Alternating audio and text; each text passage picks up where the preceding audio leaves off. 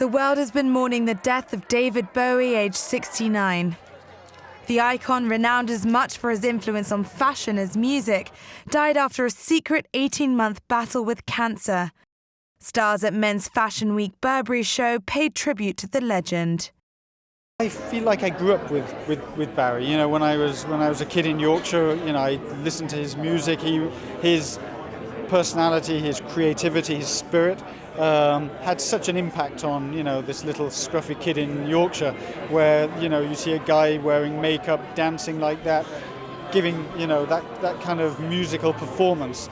And, you know, and then we've all watched him kind of grow into the person, very private person.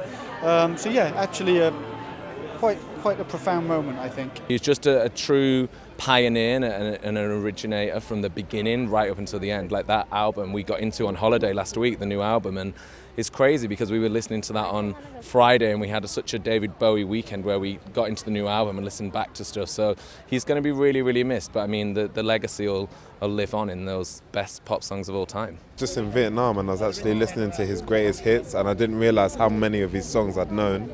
Even though I've grown up in a different time, so it's really sad to hear what's happened. People will say, use the word chameleon with him, and I never sort of saw that, because chameleons always copy and they, you know, and they camouflage themselves. And he was, for me, was always to someone to just breeze through punk work, and then punk came along, and he just went to Berlin and made 3 albums there, and just someone that he was so aware of who he was and constantly changed, but then we all followed. I've been eating Stilton. Do I smell like it? No, not at all, my dear. No port, though. No port. Ziggy Stardust, one of Bowie's public personas, is revered by many generations for his musical and fashion pioneering. But David Bowie will be remembered for his integrity both in his professional and private life.